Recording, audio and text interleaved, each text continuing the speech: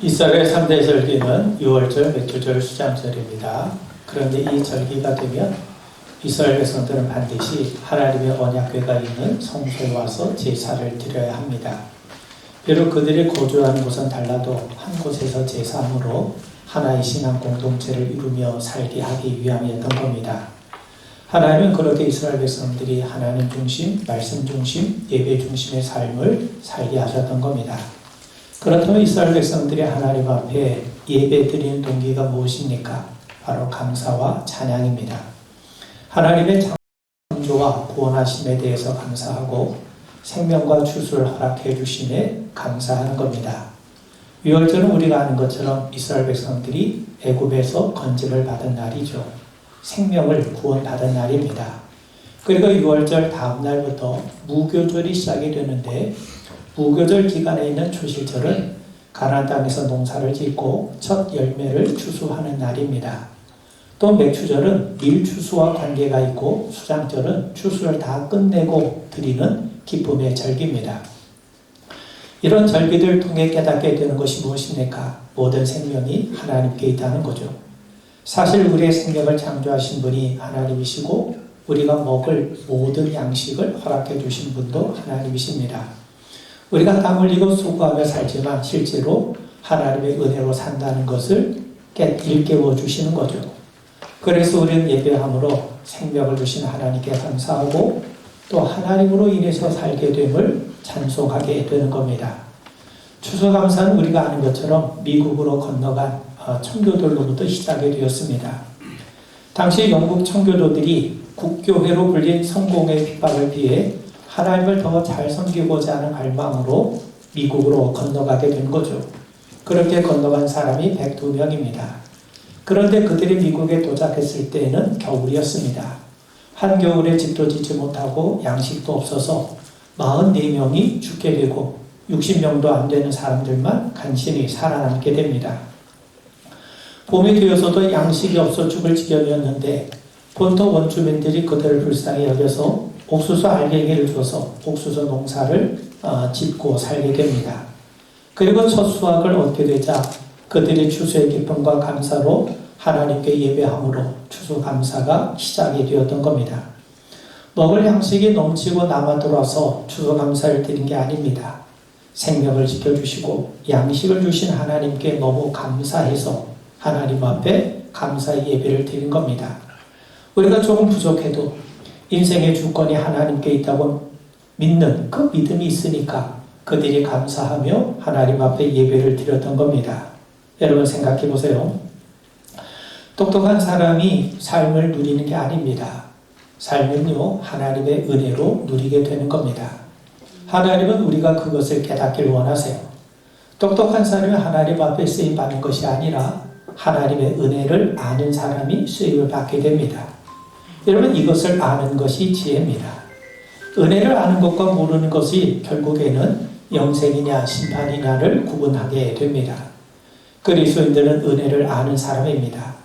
그래서 말틴 루터와 동역했던 멜량 히토는 말하기를 그리스도를 안다는 것이 무엇이냐? 바로 그분의 은혜를 아는 것이라고 우리에게 말하고 있죠.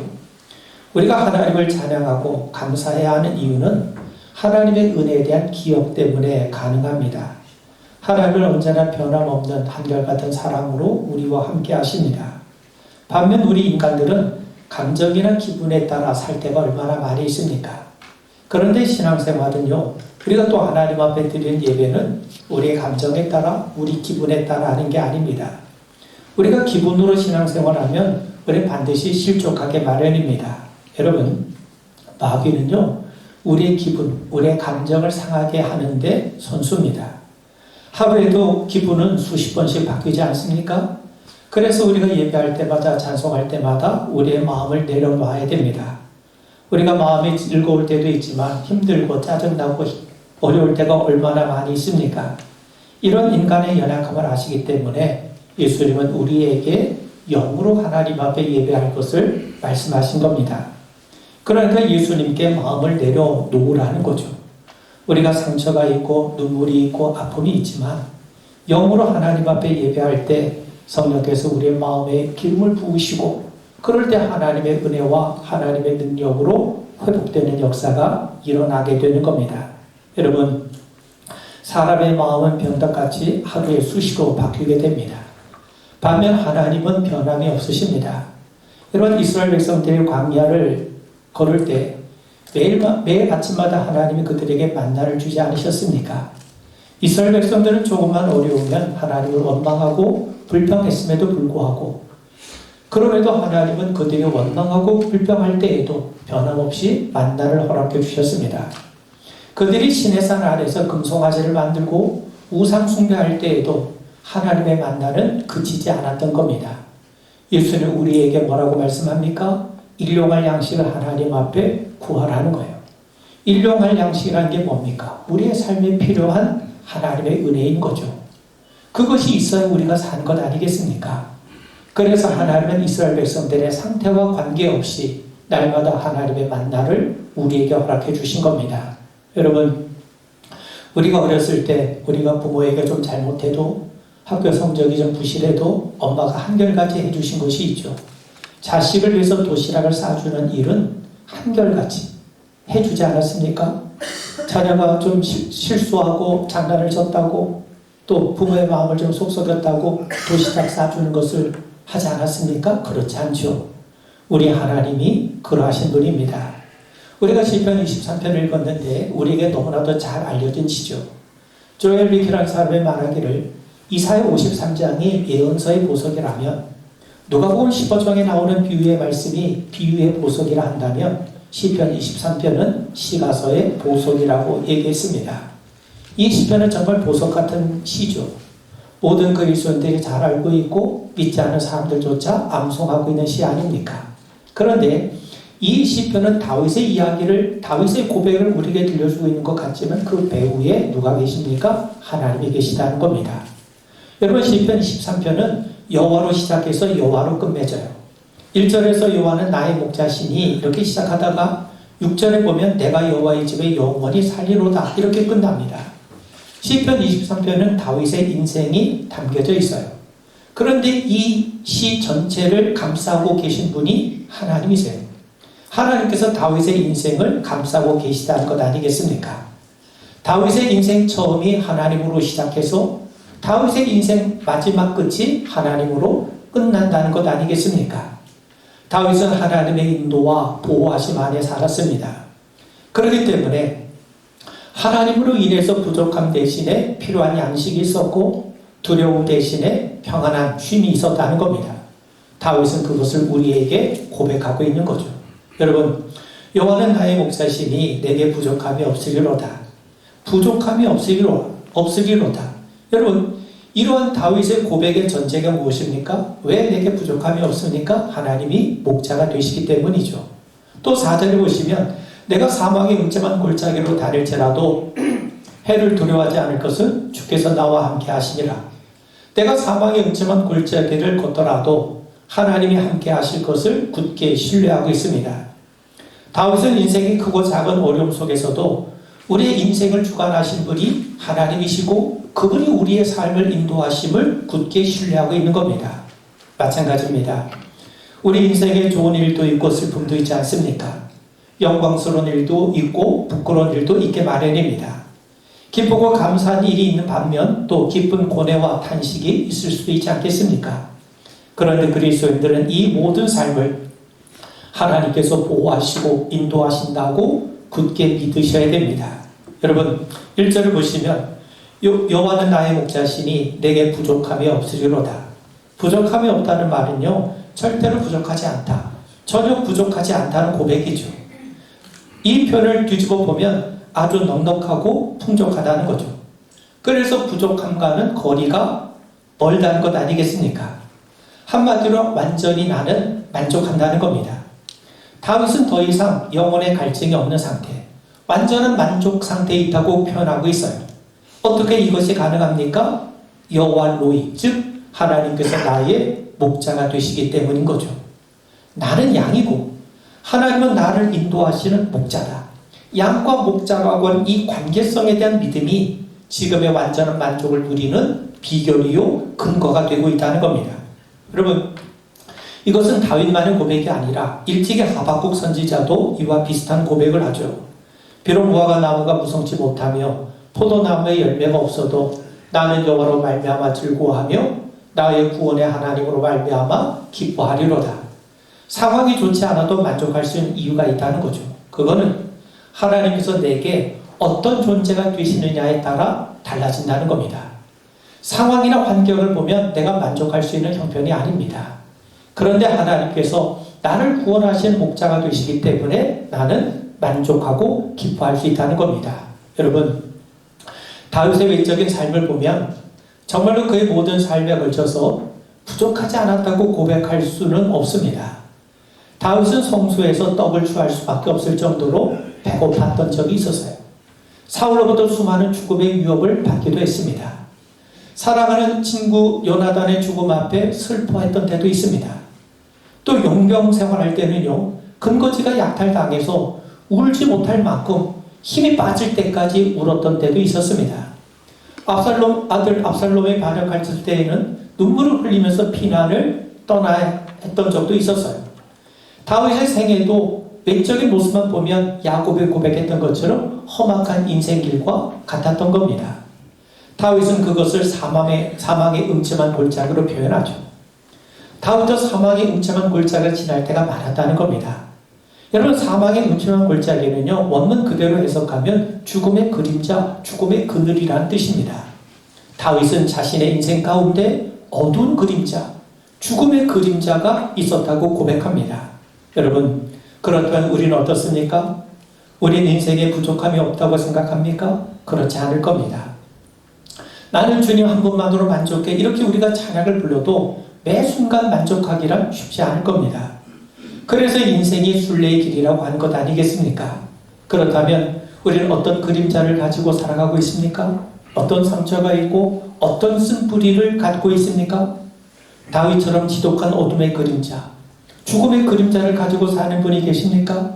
여러분, 다윗의 생애를 보시면 배신과 반역, 수치와 모욕, 위협과 죽음, 억울함과 절망감, 실수와 패배 같은 어두운 그림자가 있었던 것을 알게 됩니다. 그는 자기의 생명을 부지하려고 침을 흘리면서까지 미친 척 하기도 했습니다.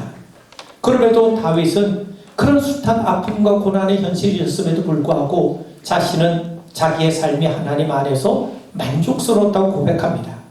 기쁠 때나 슬플 때나 하나님의 돌보심 안에 거한다고 믿었기 때문인 거죠.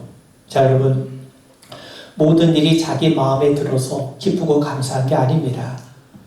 하나님께서 다윗의 목자가 되셔서 양을 돌보는 것처럼 그의 인생을 돌봐주셨기 때문에 다윗은 그런 고백을 할 수 있었던 거예요. 우리도 마찬가지입니다. 우리 인생에 어두운 그림자가 들어올 수 있죠.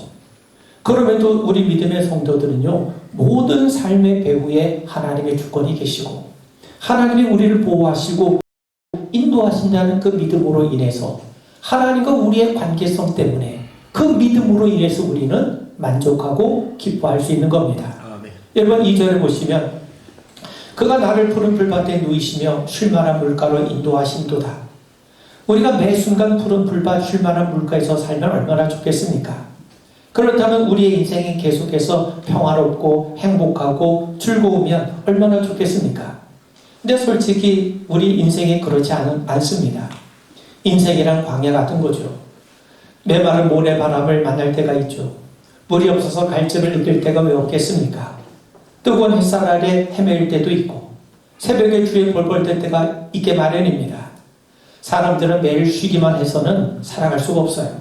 그래서 쉴만한 물가에서 살게 하신 도다가 아니라 쉴만한 물가로 인도하신 도다인 겁니다. 그런데 여러분, 이런 것도 하나님의 은혜입니다. 우리가 사는 곳은 날마다 이런저런 문제를 부대끼며 살아가야 하는 그런 광야 아니겠습니까?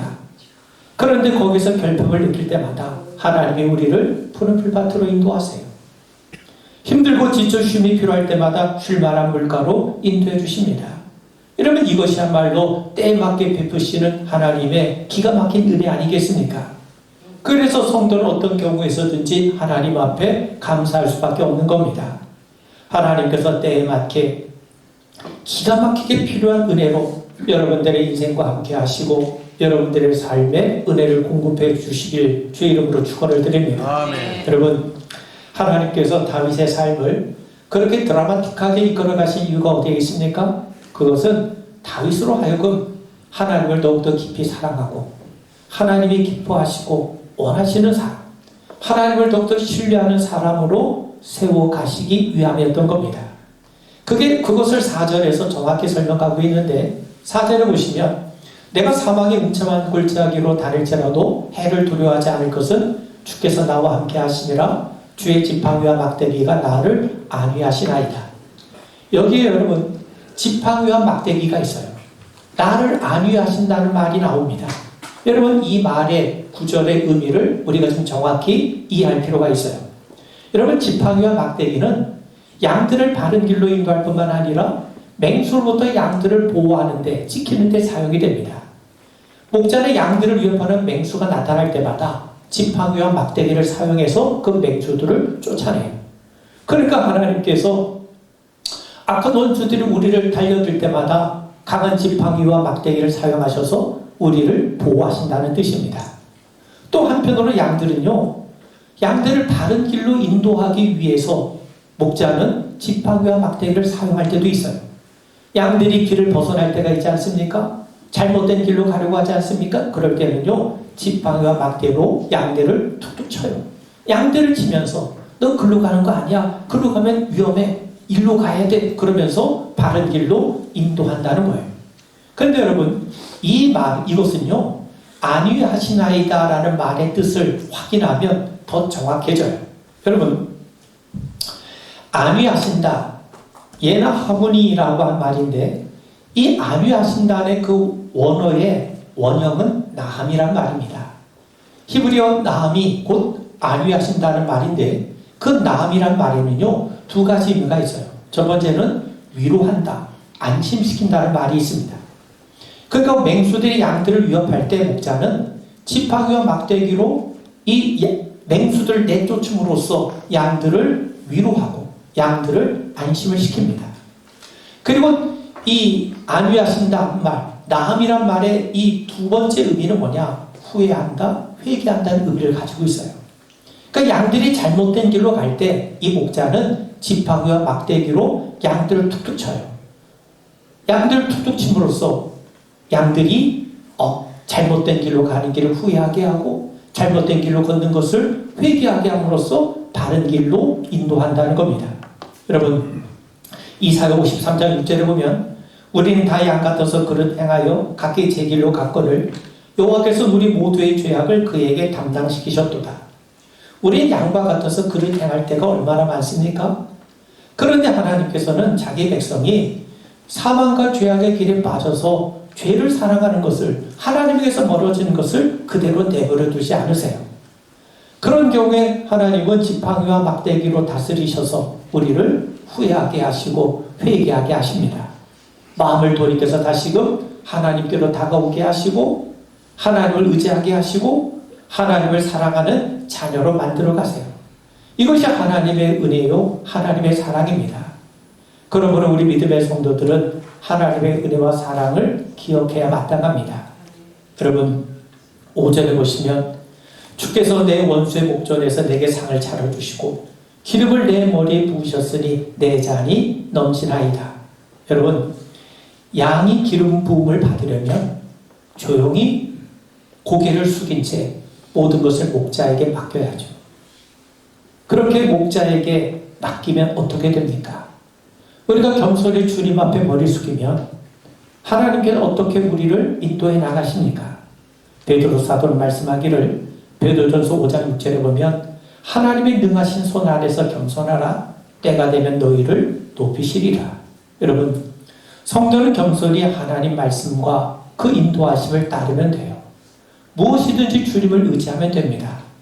무슨 일을 하든지 하나님을 앞세우고 그 뒤를 순종하며 따르면 됩니다. 그러면 하나님이 그들의 인생을 책임져 주시고 높여주세요. 여러분, 모세는 홍해 앞에서 두려움에 벌벌 떨고 있었던 백성들에게 이렇게 외치죠. 출애굽기 14장 13절에 보면 너희는 두려워하지 말고 가만히 있어서 여호와께서 오늘 너희를 위하여 행하시는 구원을 보라. 너 여기서 가만히 서라는 말씀의 요지는 너는 결코 하나님 앞보다 앞서지 말라. 성령보다 앞서지 말라. 기도보다 앞서지 말라는 거예요. 우리 믿음의 성도는 이 진리의 말씀을 명심해야 마땅합니다. 여러분, 하나님의 인도하심을 믿고 따르는 성도는 반드시 믿음으로 승리하게 됨을 우리 하나님께서 반드시 높여주심을 분명하게 믿게 되기를 주의 이름으로 축원을 드립니다. 아멘. 매튜 헨리는 말하기를 감사는 플러스와 같아서 우리가 모든 일에 감사하면 하나님께 축복이 더해진다는 거예요. 반대로 원망과 불평은 마이너스와 같아서 우리가 원망하고 불평하면 오히려 있는 것까지 다 빼앗기고 없어진다는 겁니다. 또 어떤 분은 말하기를 감사할 줄 아는 자는 풍성한 수확이 뒤따른다는 거예요. 여러분 생각해 보세요. 기관차가 앞서면 그 기관차에 붙어있는 열차는요, 당연히 기관차를 뒤따르게 마련입니다. 감사가 앞에 서면 반드시 풍성한 수확이 뒤따릅니다. 반대로 불평과 원망이 앞서게 되면 결국 궁핍과 저주가 뒤따를 수밖에 없겠죠. 여러분, 우리의 인생을 하나님의 은혜 가운데 감사함으로 해석하면 감사해가 더 우리의 삶의 풍성해짐을 우리 믿으시길 바랍니다. 아멘. 종교개혁자 칼빈은 27살에 기독교 강요라고 하는 어마어마한 책을 써서 세상을 놀라게 했습니다. 근데 칼빈은 아주 불행한 사람이었어요. 몸에 25가지나 되는 질병을 지니고 산 사람이에요. 그런데 이 사람이 그 아픈 것을 감사함으로 승화를 시킵니다. 그는 이렇게 고백을 하죠. 너무 아파가지고 잠을 잘 수가 없었다는 거예요. 그러다 보니까 잠이 안 와서 깨어있는 시간이 많았고 그 깨어있는 시간에 기도할 수밖에 없었다는 겁니다. 그리고 기도를 하다 보니까 영감을 떠올랐고, 그리고 영감이 떠오르니까 영성의 책을 저술할 수밖에 없었다는 거죠. 그러니까 결국 돌아보니까 내 몸에 있는 이 질병과 아픔이 곧 나의 감사의 이유가 되었다는 겁니다. 그렇다면 그 칼빈이 우리에게 보여주는 고백이 뭡니까? 감사가 감사를 낳았다는 거예요. 여러분, 하나님은 합력하여 선을 이루신 분이세요. 감사라고 하는 그 행위 자체가 아니라, 감사는요, 하나님을 신뢰하지 않고는, 하나님에 대한 믿음 없이는 어찌 우리가 감사가 나올 수 있겠습니까? 하나님에 대한 믿음이 감사함을 통해서 여러분 분명하게 고백이 되고 드러나게 되길 바랍니다. 감사는 조건이 아니라 해석에서 나와요. 감사는 조건이 좋다고, 재물과 능력이 많다고 나오는 게 아닙니다. 어렵고 힘들어도 인생을 어떻게 해석하느냐에 따라서 감사가 나오는 거예요. 여러분, 디모데전서 4장 4절에 보면 바울이 말씀하기를 하나님께서 지으신 모든 것이 선함에 감사함으로 받으면 버릴 것이 없다고 했어요. 하나님이 지으신 모든 것이 좋은 거죠. 감사한 마음으로 해석하고 받아들이면 버릴 게 없다는 거예요. 우리 모두에게 은혜가 된다는 거죠. 다윗의 인생 해석이 그러합니다. 그는 정말 파란만장한 삶을 살았죠. 그럼에도 늘 하나님이 자기 인생을 붙들고 계시다는 믿음을 갖고 있었어요. 그래서 그는 시편을 이렇게 마무리합니다. 6절에 보시면 내 평생의 선하심과 인자하심이 반드시 나를 따르니 내가 여호와의 집에 영원히 살리로다. 하나님의 선하심과 인자하심이 평생토록 나를 따라다닌다는 게 중요해요.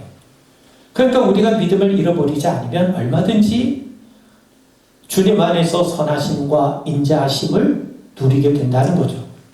다윗은 하나님의 선하심과 인자하심이 반드시 따른다고 고백하지 않습니까? 의심할 여지 없다는 말이죠. 우린 다윗은 하나님을 의심하지 않았어요. 반드시 하나님이 자기를 도우신다는 확신이 있었습니다. 우리도 마찬가지입니다. 우리에게도 좋으신 하나님, 인자하신 하나님의 보호하심이 반드시 따름을 믿으시기 바랍니다. 아멘. 그러므로 의심하지 마십시오.